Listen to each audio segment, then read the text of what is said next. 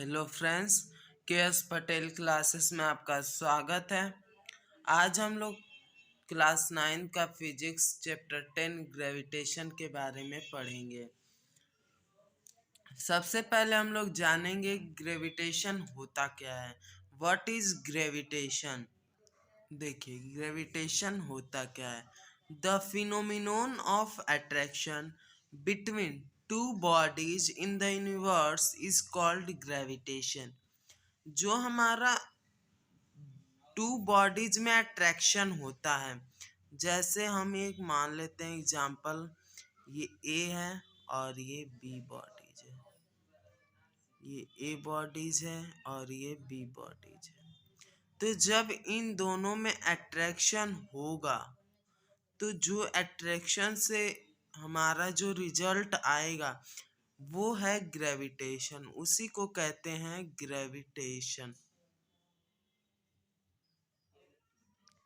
वही कहा गया है, the phenomenon of attraction between two bodies in the universe is called gravitation.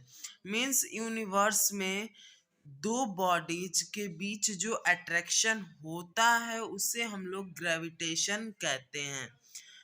अब आता है फर्स्ट टॉपिक हमने पढ़ा ग्रेविटेशन। अब हम सेकंड पढ़ेंगे फोर्स ऑफ ग्रेविटेशन की फोर्स ऑफ ग्रेविटेशन होता क्या है। फोर्स ऑफ ग्रेविटेशन, जिसको हम लोग ग्रेविटेशनल फोर्स भी कहते हैं any two bodies in the universe attract each other with a force is called force of gravitation or gravitational force।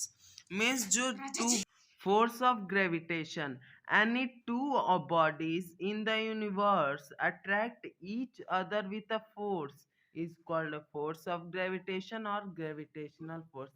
Means जब दो बॉडीज, जैसे हम लोग मान लेते हैं ये ए बॉडीज है और एक ये है, इसका हम लोग नेम रख लेते हैं ए बी। अब इसकी जो सेंटर से जो फोर्स हमें लगेगा, ए से जो बी पे फोर्स लगेगा और बी से जो ए पर फोर्स लगेगा, और जब ये अट्रैक्ट होंगे तो यही होता है हमारा ग्रेविटेशनल फोर्स। मीन्स जो जब दो बॉडीज में जब दो बॉडीज इन द यूनिवर्स में जब दो बॉडीज फोर्स से अट्रैक्ट होती हैं तो वही होता है gravitational force.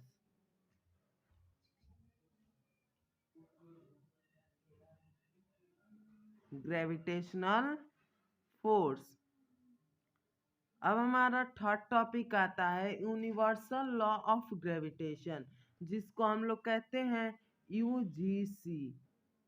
Universal law of gravitation third topic है every body in the universe attract every other body with a force which is directly proportional to the product of their masses and inversely proportional to the square of the distance between them। Means जो दो bodies हैं, एक ये bodies है और एक ये bodies है, इसको हम मान लेते हैं बॉडी ए और बॉडी बी, जो क्या कर रही हैं, इनवर्सली प्रोपोर्शनल है, डायरेक्टली प्रोपोर्शनल है मासेस से। तो जब ये फोर्स ए जब बॉडी बी पे फोर्स लगा रहा है तो बॉडी उसको अट्रैक्ट करके ए को फोर्स लगा रही है, तो ये हमारा फोर्स यूज हो रहा है और ये सेंटर है। अब आप लोग कहेंगे कि यहाँ से क्यों नहीं लिया गया, यहाँ से क्यों नहीं लिया गया, यहाँ से क्यों नहीं लिया गया। तो मैं बता दूं, कुछ जो हमारा ये होता है उसका एक सेंटर होता है। सेंटर से जब लेने पर उसकी जो लेंथ होती है, चाहे वो कुछ भी हो, फोर्स हो, उसकी जो लेंथ होती है वो इक्वल होती है। अब इसका जो डिस्टेंस होता है वो होता है डी। अब देखिए ए का जो फोर्स लगा, ए का जो डिस्टेंस है वो है डी और जो बी का डिस्टेंस है वो है डी। और जो फोर्स जब बॉडी ए बी पे फोर्स लगा रहा है तो एफ ए बी, और जब बॉडी बी ए पे फोर्स लगा रहा है तो बी ए। ठीक, तो बॉडी ए बी और बी ए हमारा इक्वल हो गया। अब देखिए डी और डी, जब हम इसको मल्टीप्लाई करेंगे D into D is equal to D square, तो हमारा जो डिस्टेंस है वो डी स्क्वायर है। अब देखिए जो दोनों बॉडीज की मास है, इस बॉडी ए का मास है m1 और बॉडी बी का मास है m2, तो इन दोनों का जब मास है, हमारे पास फोर्स है और हमारे पास डिस्टेंस भी है, हम यहाँ पे डिस्टेंस को आर स्क्वायर भी कर सकते हैं, वो आपकी मर्जी है। आप डी स्क्वायर रखिए या आर स्क्वायर, डिस्टेंस डिस्टेंस ही रहेगा। तो हम इसको एक फॉर्मूले के जरिए से हम लोग देख लेते हैं। F means force is equal to gravitation, G हमारा जी को हम क्या कहते हैं, यूजीसी, और यूजीसी का क्या होता है full form, universal gravitational constant, जो मैं आपको आगे बताने वाला हूँ।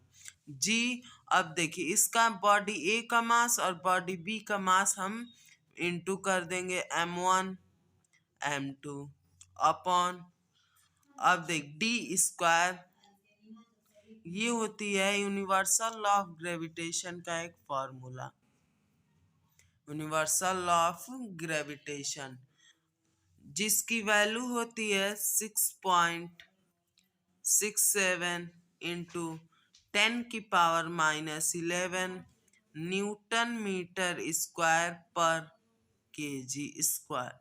ये होती है इसकी वैल्यू, जो मैं आपको आगे बताने वाला हूँ।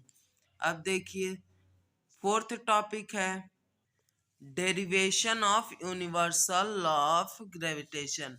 यूनिवर्सल लॉ ऑफ ग्रेविटेशन का हमने डिफिनीशन पढ़ा, उसे समझा। अब हम लोग पढ़ेंगे उसका डेरिवेशन, कि उसकी वैल्यू कैसे आई, उसका फॉर्मूला कैसे बना। तो देखिए ये हमारा टू बॉडीज है, बॉडी ए और बॉडी बी। ठीक, अब इसका मास है, बॉडी ए का मास है m1 और बॉडी बी का मास है m2। Is that clear? अब देखिए इसका जो डिस्टेंस है वो d है, डी स्क्वायर। जब ये बॉडी ए का जो डिस्टेंस है वो d है और बॉडी बी का जो डिस्टेंस है d है, तो इन दोनों को आपस में मल्टीप्लाई करेंगे तो डी स्क्वायर होगा। ठीक, अब देखिए इसका जो फोर्स अट्रैक्शन हो रहा है, इसका जो फोर्स अट्रैक्शन हो रहा है,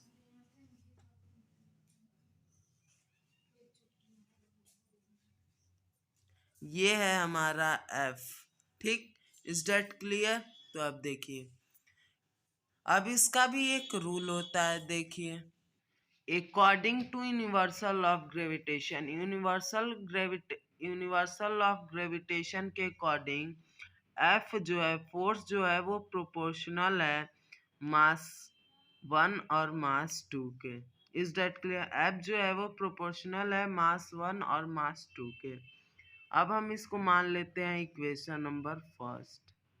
अब देखिए जो इनवर्सली प्रोपोर्शनल है square of the distance between them, मतलब जो इनवर्सली प्रोपोर्शनल है डिस्टेंस का स्क्वायर, तो उसको हम मान लेते हैं, लिख लीजिए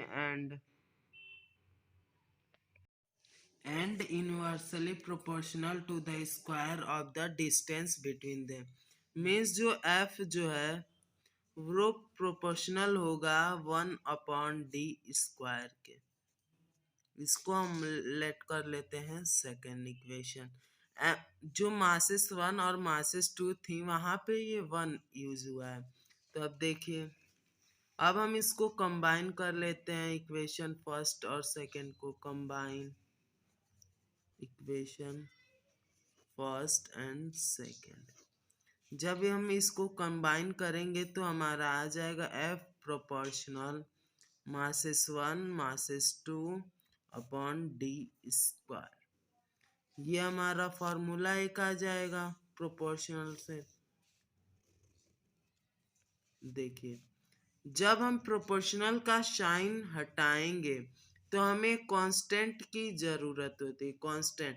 तो हम यहाँ पे कांस्टेंट जी यूज कर लेते हैं, जी m1 m2 upon D square. तो ये हमारा एक फॉर्मूला निकल आया। ठीक, अब देखिए, इस फॉर्मूले की वैल्यू होती है F is equal to 6.67 into 10⁻⁻11 newton metre square पर केजी स्क्वायर। ये होती है इसकी वैल्यू, इसकी। अब हम अगले वीडियो पे मिलेंगे पार्ट 2 लेकर। तब तक हमारे चैनल को सब्सक्राइब, लाइक, शेयर करते रहिए। Thank you.